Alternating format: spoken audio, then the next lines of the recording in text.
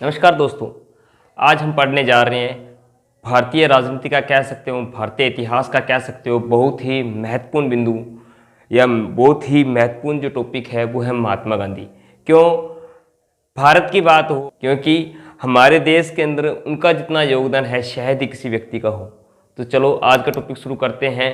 हम महात्मा गांधी से जुड़े प्रत्येक तथ्य की चर्चा करेंगे, ठीक है। उनके बारे में ज़्यादा से ज़्यादा जानने की कोशिश करेंगे, क्योंकि अमूमन एग्जाम में उनसे क्या है कि एक या दो प्रश्न पूछ लिए जाते हैं, चाहे किसी भी लेवल का एग्जाम हो। तो शुरुआत करते हैं अपने टॉपिक की। महात्मा गांधी, आप सभी को पता है कि महात्मा गांधी का जन्म 2 अक्टूबर 1869 को गुजरात के पोरबंदर नामक स्थान पे हुआ। इनके पिता का नाम करमचंद गांधी व माता का नाम, पिता का नाम करमचंद गांधी व माता का नाम पुतलीबाई। इनकी पत्नी का नाम कस्तूरबा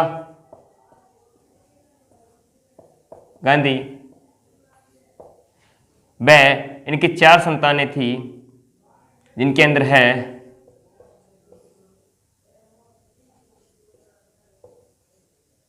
हरिलाल, मणिलाल, हरिदास और रामदास। जमनलाल बजाज को ये अपना 5वां पुत्र मानते थे। जमनलाल बजाज,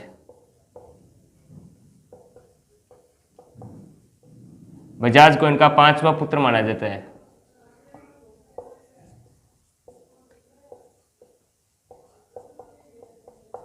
पांचवा पुत्र मानते हैं।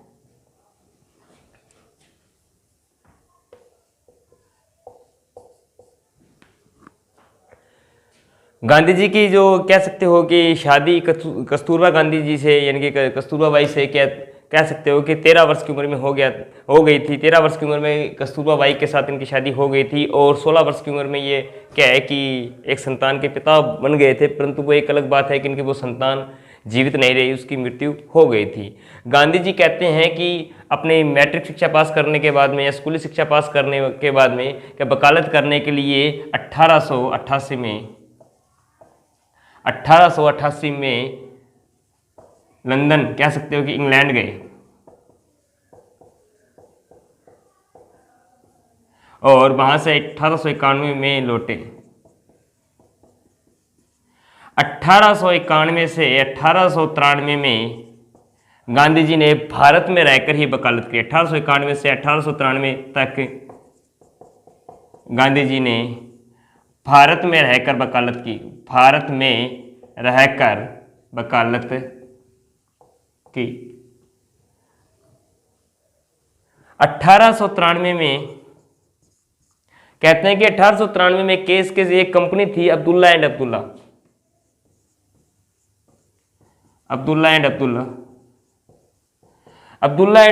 अब्दुल्ला एक कंपनी थी। उस कंपनी के केस के सिलसिले में गांधी जी दक्षिण अफ्रीका गए थे।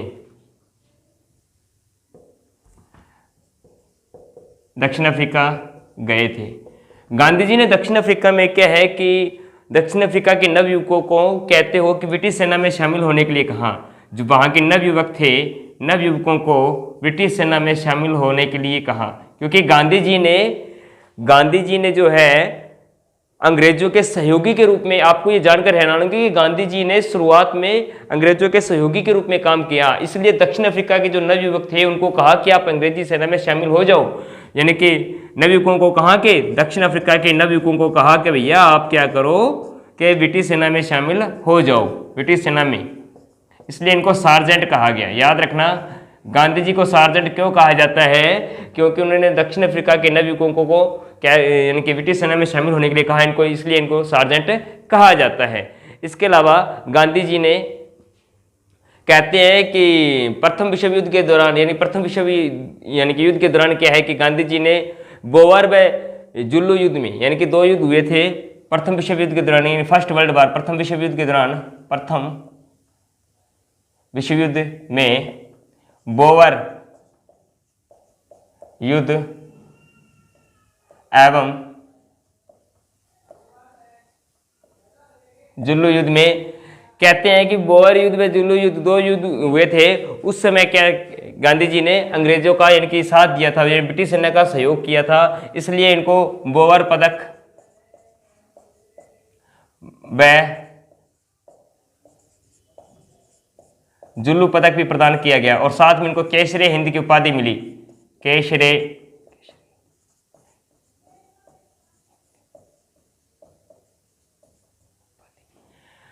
क्योंकि प्रथम विश्व युद्ध के दौरान क्या है, गांधी जी ने बोअर व जुल्लू युद्ध में क्या है कि अंग्रेजों का साथ दिया और वहां पर कहते हैं कि इन्होंने घायल सैनिकों की मदद की, इसलिए एक एम्बुलेंस दल का भी गठन किया। एम्बुलेंस दल का भी गठन किया, एम्बुलेंस दल का गठन किया और दक्षिण अफ्रीका में एक फिनिक्स आश्रम की भी स्थापना की।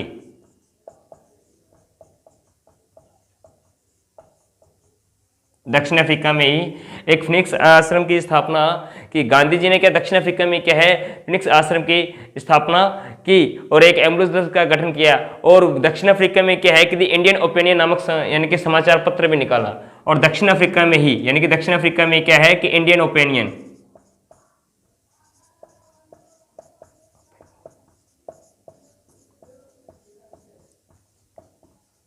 समाचार पत्र।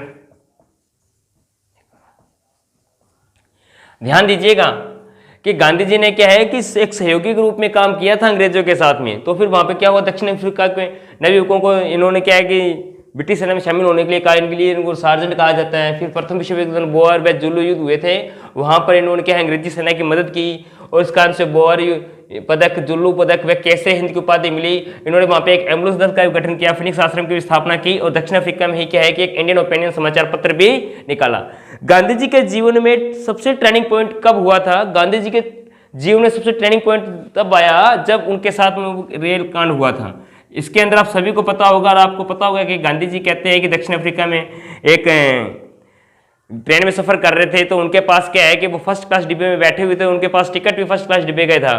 परंतु कहते हैं कि उस दिन को एक, क्योंकि उस समय लगभग पूरे यानी कि दक्षिण अफ्रीका भी था, वो भी इंग्लैंड का ही उपनिवेश था, तो वहाँ पर इंग्लैंड का कब्जा था। तो वहाँ से कोई अंग्रेज आया तो उसने कहते हैं गांधी जी को बैठा हुआ देखकर, क्योंकि उस समय क्या रंग भेद नीति चलती थी, काले और गोरों की नीति चलती थी, काले व गोरों की नीति चलती थी।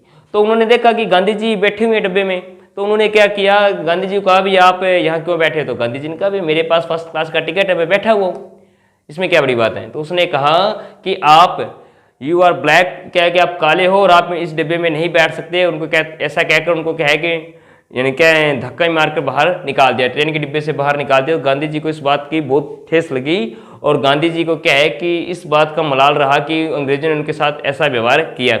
इसलिए गांधी जी ने क्या है इस जो है काले गोरे की या भेद की जो नीति है इसको क्या खत्म करने की कसम खाई। और इसी के साथ में गांधी जी ने क्या है दक्षिण अफ्रीका में सबसे पहले सत्याग्रह।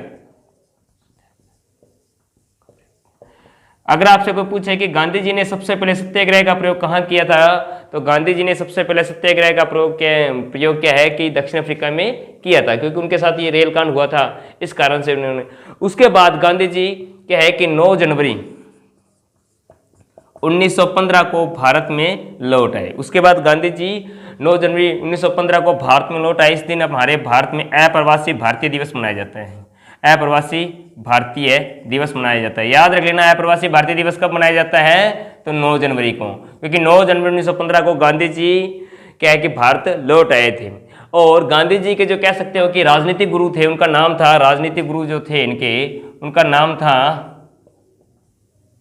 इनके राजनीतिक जो गुरु थे उनका नाम था गोपाल कृष्ण गोखले। गांधी जी के राजनीतिक गुरु थे गोपाल कृष्ण गोखले।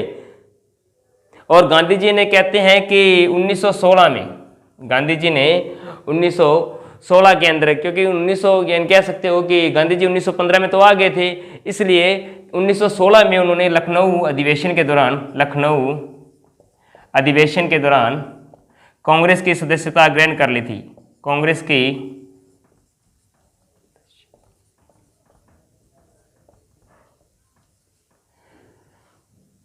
1916 में लखनऊ अधिवेशन के दौरान गांधी जी ने कांग्रेस की यानी कि सदस्यता जो है ग्रहण कर ली थी। उसके बाद गांधी जी के, ये तो थी गांधी जी की एक पारिवारिक पृष्ठभूमि। अब जो गांधी जी की शुरुआत होगी ना, वो होगी यानी कि भारतीय आंदोलन में उनका सहयोग।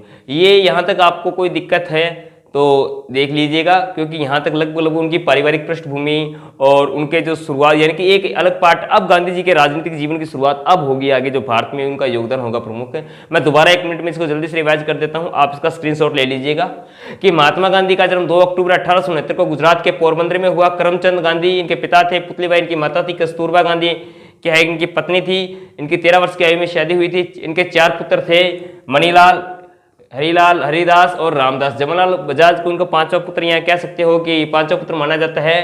ठीक है, 1888 में क्या इंग्लैंड गए थे ये वकालत करने के लिए, 1891 वहां से लौटे थे और 1891 से 93 में भारत में रह के इन्होंने वकालत की थी। और 1893 के अंदर क्या है कि अब्दुल्ला एंड अब्दुल्ला के काम से यानी कि कंपनी के काम से केस लड़ने के सिलसिले में दक्षिण अफ्रीका गए थे।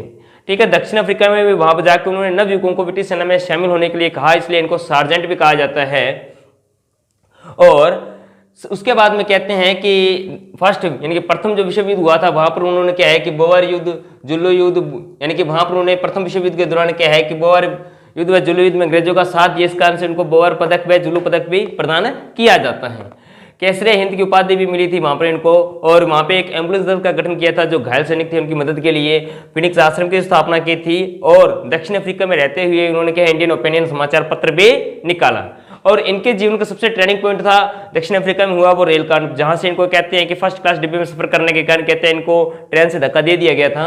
इस कारण से कहते हैं उन्होंने वहां पर प्रथम सत्याग्रह का प्रयोग भी किया था। यहां तक तो इनकी गांधी जी अब कहते हैं कि भारत इनकी 9 जनवरी 1915 को गांधी जी भारत लौट आए थे, इसलिए हमारे देश में अप्रवासी भारतीय दिवस भी मनाया जाता है।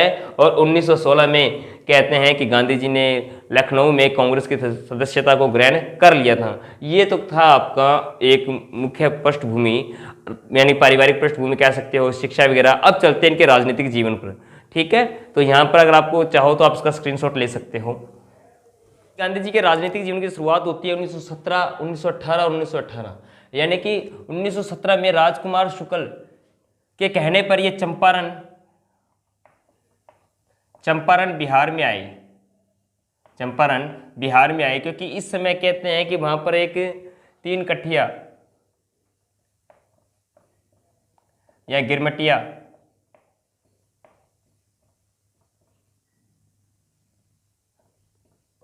सर ये क्या चीज होती है?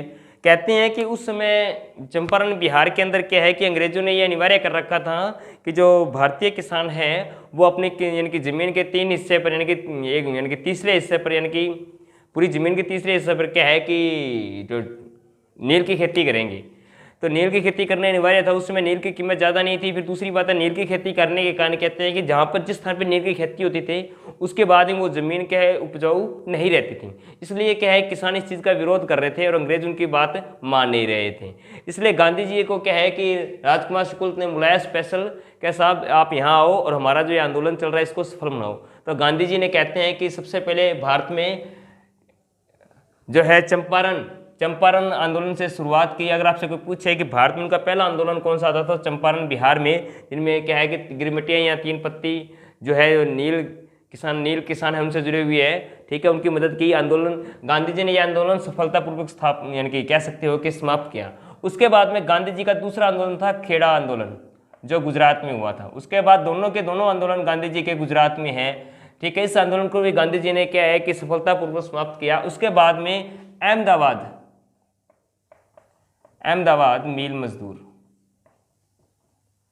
मिल यानी कि मजदूर व मालिक विवाद। कहते हैं कि 1918 के उस दौर में कहते हैं कि प्लेग नामक महामारी फैल गई थी। इस कारण से वहाँ की जो है यानी कि वहाँ के जो मालिक ने व्यवस्था कर रखी थी कि उनको क्या है कि प्लेग नाम का एक बोनस मिलता था। ठीक है, जो 50% होता था, जो प्लेग नाम का एक बोनस मिलता था जो उनको 50% मिलता था। हालांकि अहमदाबाद मिल मजदूर क्या है कि इसकी मांग कर रहे थे कि हमें क्या है कि ये बोनस मिले। हालांकि जो मिल का मालिक था वो साराभाई था। मिल का मालिक जो था साराभाई था। साराभाई कहते हैं कि गांधी जी के परम मित्र थे। साराभाई यानी कि देना तो चाहते थे परंतु वो 20% क्या है कि बोनस देना चाहते थे, जबकि मजदूर 50% बोनस की मांग कर रहे थे। तो यही विवाद क्या है गांधी जी के पास पहुंचा। गांधी जी ने इसका समर्थन किया और साराभाई से मिले। कहते हैं कि इस आंदोलन के दौरान सर्वप्रथम गांधी जी ने, यानी कि अगर आपसे कोई पूछे कि सर्वप्रथम गांधी जी ने हड़ताल शब्द का प्रयोग कब किया या आमरण अनशन का प्रयोग कब किया, तो आप कह सकते हो कि अहमदाबाद मिल मजदूर के दौरान, यानी कि अहमदाबाद आंदोलन के दौरान, यानी कि सबसे पहले गांधी जी ने आमरण अनशन या हड़ताल शब्द का प्रयोग कहाँ किया था, तो अहमदाबाद मिल मजदूर जो हुआ था ना आंदोलन, उस दौरान किया था। ठीक है, हालांकि बाद में दोनों की सहमति से 35% पर बात बन गई थी।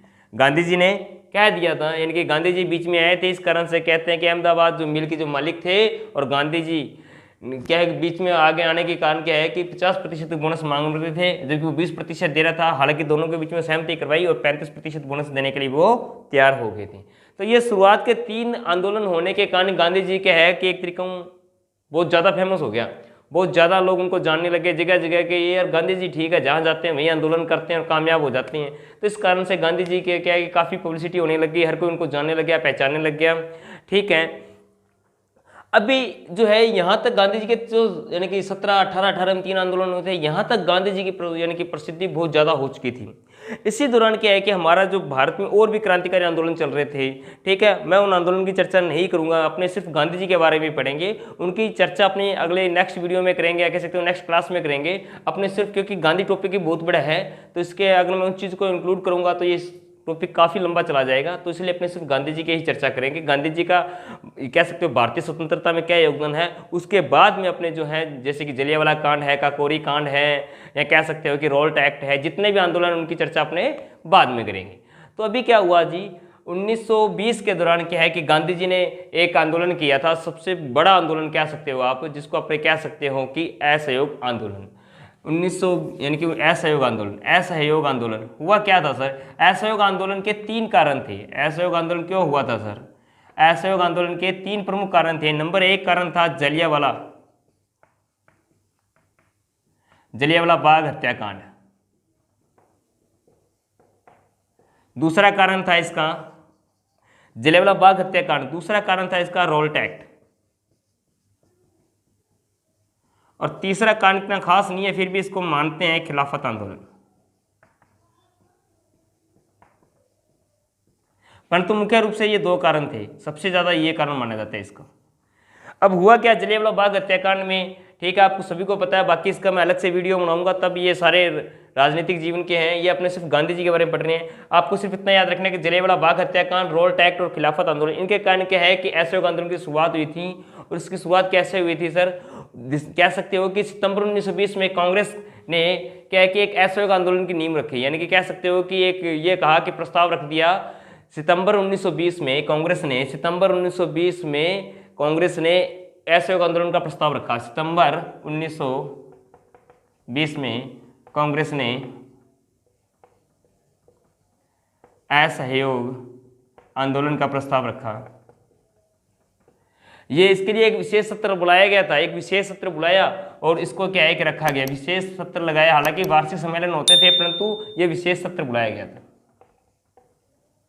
और उसके बाद में दिसंबर 1920 में जो है असहयोग आंदोलन का प्रस्ताव है वो पारित हो गया। दिसंबर 1920 में नागपुर में असहयोग आंदोलन का प्रस्ताव जो है, देखो लखनऊ में तो इसको लेके आए थे, और 1920 नागपुर में ये आंदोलन का प्रस्ताव है जो पारित हो गया। आंदोलन का प्रस्ताव पारित हो गया। अब हुआ क्या सर? अब असहयोग आंदोलन की शुरुआत हो गई, एक ऐसा आंदोलन जो इसने कह सकते हो कि अगर ये आंदोलन अगर पूर्ण रूप से चलता और गांधी जी शायद इस आंदोलन को वापस ना लेते, तो शायद हो सकता है कि हमारे देश को 20-25 साल पहले आज़ादी मिल गई होती। परंतु उस समय की कह सकते हो कि घटनाएं ऐसी हो गई थी, या उस समय का जो दौर था या माहौल ऐसा बन गया था। अब कुछ लोग इस बारे में विवाद भी करते हैं, चलो भाई एक विवाद का अलग विषय है, अपने उन पे न जाते हुए अपने टॉपिक पे आते हैं। तो असहयोग आंदोलन 1920 में इसकी शुरुआत हुई थी। कहते हो कि असहयोग आंदोलन की शुरुआत करते हुए गांधी जी ने सबसे पहले क्या किया? केसरे हिंद की उपाधि लौटा दी, केसरे हिंद की उपाधि। और साथ में उनको जो 2 पदक मिले हुए थे, जुल्लू पदक व बोवर पदक, इनको लौटा दिया। अब गांधी जी ने ये आंदोलन एक पूरे भारत में चल पड़ा था, तो गांधी जी ने क्या है कि दोनों अपने उपाधि लौटा दी और दोनों पदक लौटा दिए, और उन्होंने कहा कि विदेशी वस्तुओं का बहिष्कार करो, सरकारी नौकरियों को छोड़ो, विदेशी वस्तुओं को बहिष्कार करो, सरकारी नौकरियों को छोड़ो, कोई भी जो है कि किसी भी सरकारी कार्यक्रम में भाग नहीं लेगा, सरकार की जितने भी यानी कि जितने भी कह सकते हो कि ऑफिस है, जितने भी विभाग है, वहाँ पे कोई काम नहीं करेगा। ये आंदोलन पूरे देश में फैल रहा था, यानी कि ये इतना विशाल मात्रा में जिसकी कल्पना भी नहीं कर सकते, उस प्रकार से ये आंदोलन पूरे देश में जोरों शोरों पे चल रहा था। परंतु कहते हैं क्योंकि जगह जगह विदेशी वस्तुओं की होली जलाई जा रही थी, विदेशी वस्तुओं का बहिष्कार किया जा रहा था, ठीक है, सरकारी ऑफिसों में यानी कि उनको उनमें कोई भी व्यक्ति काम नहीं कर रहा था, भारत के जितने भी विद्यार्थी इन्होंने स्कूल कॉलेजों का बहिष्कार कर दिया था, सरकारी अदालतों का बहिष्कार कर दिया था, विदेशी वस्तुओं का बहिष्कार हो गया था। परंतु तभी कहते हैं कि एक भीड़ चली जा रही थी, और भीड़ जो है वो भीड़ पहुंची 5 फरवरी 1922 को। 5 फरवरी कहते हैं कि 1922 को एक ऐसा कांड हुआ जिसको इतिहास में चोरी चौरा नाम के नाम से जाना जाता है। कहते हैं कि 5 फरवरी 1922 को 5 फरवरी 1922 को चोरी चौरा नामक स्थान पे 5 फरवरी 1922 को चोरी चौरा नामक स्थान है। चोरी चौरा नामक स्थान है, ये आपके क्या है यूपी में पड़ता है। चोरी चौरा नामक स्थान है जो गोरखपुर यूपी में पड़ता है, जो आपके गोरखपुर यूपी में पड़ता है, यूपी में है। तो यहाँ पर क्या है जो भीड़ थी, तो वहाँ पर भीड़ को क्या है कि जो भीड़ चली जा रही थी गांधी जी के साथ में, ये कह सकते हैं जो आंदोलन हुआ था, वहाँ पर कहते हैं कि क्योंकि इस असहयोग आंदोलन के दौरान जो भीड़ थी वो एक गोरखपुर चोरी चौरा नामक स्थान है गोरखपुर यूपी के अंदर, वहाँ से वो गुजरी। तो वहाँ के जो पुलिस वाले थे उन्होंने क्या किया कि इन क्रांतिकारियों को रोकने का प्रयास किया, जो आंदोलनकारी थे इनको रोकने का प्रयास किया, परंतु कहते हैं कि उन्होंने उनकी बात नहीं समझी, क्योंकि भीड़ बहुत ज़्यादा थी। इस कारण से कहते हैं कि पुलिस थाने को वो यानी कि खाली करवा लिया गया, यानी कि जितने भी कैदी थे उनको रिहा करवा कर, और जितने पुलिस वाले थे उनको जिंदा जला दिया गया। और हालांकि ये क्या इस घटना के दौरान क्या है कि एक थानेदार सहित 21 जो है पुलिसकर्मी जिंदा जल गए। याद रख लेना 21 और 1 22, और आंदोलन भी 22 में हुआ था। याद रख लेना 21 और 1 22 और 22, यानी कि एक थानेदार सहित यानी कि लगभग 22 व्यक्ति जो है, 22 जो पुलिस वाले थे वो इस कहते हैं चोरी चौरा कांड में जिंदा जल गए। और इसकी गांधी जी ने कहते बड़ी हिंसा कांड यानी कि इस हिंसक घटना का गांधी जी ने बहुत कड़ी निंदा की, या बहुत खड़े शब्दों में इसका विरोध किया गांधी जी ने। और इसी से नाराज होकर गांधी जी ने कहते हैं कि 12 फरवरी 1922 को असहयोग आंदोलन वापस ले लिया। इसी घटना से नाराज होकर गांधी जी ने क्या है कि इस आंदोलन को वापस ले लिया। हालांकि यह आंदोलन बारदोली गुजरात में वापस लिया गया था। हालांकि गांधी जी के इस फैसले की आलोचना हुई। बारदोली गुजरात में गांधी जी ने असहयोग आंदोलन को वापस ले लिया। गांधी जी के इस फैसले की कड़ी आलोचना हुई। उन्होंने कहा कि आप एक जगह पे कुछ क्रांतिकारियों ने या कुछ आंदोलनकारियों ने यदि कुछ गलत कर दिया तो उसकी सजा पूरे भारत को नहीं दे सकते। परंतु गांधी जी तो गांधी जी थे, ठीक है। गांधी जी ने क्या है कि अपनी कह सकते हो कि इस अहिंसक घटना के कारण नाराज होकर बारदोली गुजरात में 12 फरवरी 1922 को क्या है कि इस आंदोलन को वापस ले लिया, ठीक है। और उसके बाद में कहते हैं कि गांधी जी जो है भारतीय राजनीति से थोड़ा दूर भी हो गए थे और दलितों के उद्धार में लग गए थे। इस आंदोलन के हिंसक घटना के कारण गांधी जी नाराज हो गए थे और भारतीयों के उद्धार में यानी कि दलितों के उद्धार में लग गए थे और भारतीय राजनीति से थोड़े समय के लिए दूर हो गए थे। तो दोबारा अपने इस चीज़ को अपने चर्चा कर लेते हैं। आप चाहे तो इसका स्क्रीनशॉट ले सकते हो। मैं दोबारा 2 मिनट में जल्दी से रिवाइज करवा देता हूँ कि 1917 में रामकुमार शुक्ल ने क्या है कि गांधी जी को इनवाइट किया था कि आप आइए हमारे यहाँ पर चंपारण बिहार में नील जो खेती है, जो 3 गठिया है या कह सकते हो कि गिरमिटिया पत्ती है, उसके अंतर्गत ये विवाद है, उसको आप हमारा साथ दीजिए। तब गांधी जी आए थे। इन्होंने इस आंदोलन में भी सफलतापूर्वक यानी कि इसको स्वतंत्र यानी कि खत्म किया था। उसके बाद में 1918 में 2 एक तो खेड़ा गुजरात का और उसी के बाद अहमदाबाद मिल मजदूर बताया था 50% बोनस की मांग रहे थे प्लेग के कारण, और वो जबकि मिल का मालिक 20% दे रहा था। तब दोनों में गांधी जी ने क्या है 35% पर सहमति करवा दी थी, ठीक है। उसके बाद में क्योंकि एक बार वो याद रख लेना, आमरण अनशन व हड़ताल शब्द का प्रयोग गांधी जी ने अहमदाबाद मिल मजदूर में के दौरान किया था। और उसके बाद क्या है कि अपनी असहयोग आंदोलन की चर्चा की थी। ये जो आंदोलन हुआ था सितंबर 1920 में कांग्रेस सितंबर 1920 में क्या है कि एक विशेष सत्र लगा था, उसमें कि कांग्रेस ने असहयोग आंदोलन का प्रस्ताव रखा और दिसंबर 1920 में जो है जस्ट यानी कि 3 महीने बाद में नागपुर में आंदोलन का प्रस्ताव जो पारित हो गया और असहयोग आंदोलन की शुरुआत हुई। इसके दौरान क्या है, गांधी जी ने सबसे पहले केसरी हिंद की उपाधि लौटा दी, जुल्लू पदक व गौर पदक भी लौटा दिए। और क्योंकि इस आंदोलन को शुरुआत करने के 3 प्रमुख कारण थे, मैं आपको बता चुका हूँ पहले, जलियांवाला बाग हत्याकांड, रोल टैक्स और खिलाफत आंदोलन। हालांकि इस दौरान क्या है कि देश के अंदर सरकारी उपाधियों का बहिष्कार किया गया, कह सकते हो अदालतों का बहिष्कार किया गया, सरकार कारखानों का बहिष्कार किया गया, हर चीज़ में बहिष्कार किया गया, अंग्रेजों का विरोध किया गया, हड़ताली जुलूस निकाले गए। और इसी कारण कहते हैं कि उग्र भीड़ ने चोरी चौरा नामक स्थान पर 5 फरवरी 1922 को गोरखपुर जो यूपी में पड़ता है, एक थानेदार सहित 21 पुलिसकर्मियों को जिंदा जला दिया था। कहते हैं कि वहां पर पुलिसकर्मियों को उठाकर फेंका था और उस बार से बंद कर दिया और उनको जला दिया था। इस घटना के कारण कहते हैं गांधी जी नाराज हो गए थे और 12 फरवरी यानी कि 7 दिन बाद में क्या है कि 12 फरवरी 1922 को बारदोली गुजरात में उन्होंने क्या है कि इस आंदोलन को समाप्त कर दिया, समाप्ति की घोषणा कर दी। हालांकि बाद में गांधी जी की इस बारे में आलोचना भी बहुत हुई थी, परंतु उसके बाद में कहते हैं गांधी जी क्या है कि भारतीय राजनीति से कुछ समय के लिए दूर हो गए और वो दलितों के उद्धार में लग गए। अब चाहो तो इसका स्क्रीनशॉट ले सकते हो। अब अपने बात करेंगे सविनय अवज्ञा आंदोलन की।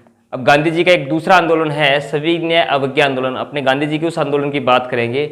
अब 1930 में गांधी जी ने सविनय अवज्ञा आंदोलन की शुरुआत की। 1930 में गांधी जी ने सविनय अवज्ञा आंदोलन की शुरुआत की। हुआ क्या था इस समय, गांधी जी ने क्या किया था कि सविनय अवज्ञा आंदोलन की शुरुआत गांधी जी ने क्या, नमक कानून यानी कि नमक कानून उस समय क्या है कि हमारे देश में नमक बनाने का अधिकार सिर्फ कानून यानी कि कानून कह सकते हैं अधिकार है जो अंग्रेजों के पास था। तो गांधी जी ने कहते हैं कि अपने साबरमती आश्रम से 12 मार्च 1930 को 12 मार्च साबरमती आश्रम से 12 मार्च 1930 को कहते हैं कि अपने यानी कि 78 साथियों के साथ में दांडी नामक स्थान के लिए यात्रा की।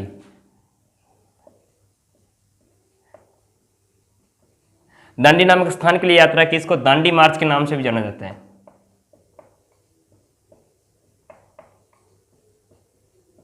दांडी मार्च के नाम से भी जाना जाते हैं। कहते हैं कि 12 मार्च 1930 को जो चले थे और 6 अप्रैल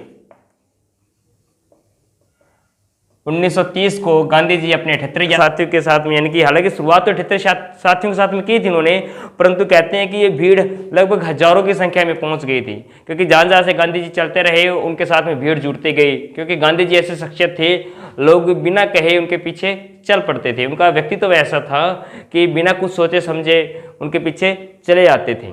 क्योंकि 78 यात्रियों से शुरुआत की हजारों की भीड़ में पहुंच गई, तो 6 अप्रैल 1930 को वो दांडी नामक स्थान पर पहुंच गए और यहाँ पर उन्होंने के नमक उठाया। नमक उठाते सविनय अवज्ञा आंदोलन की शुरुआत हो गई।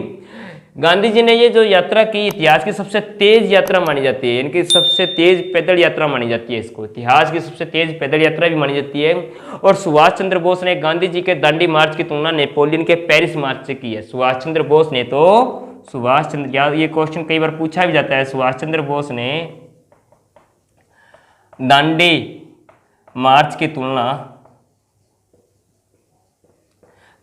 की तुलना नेपोलियन के पेरिस मार्च से की है।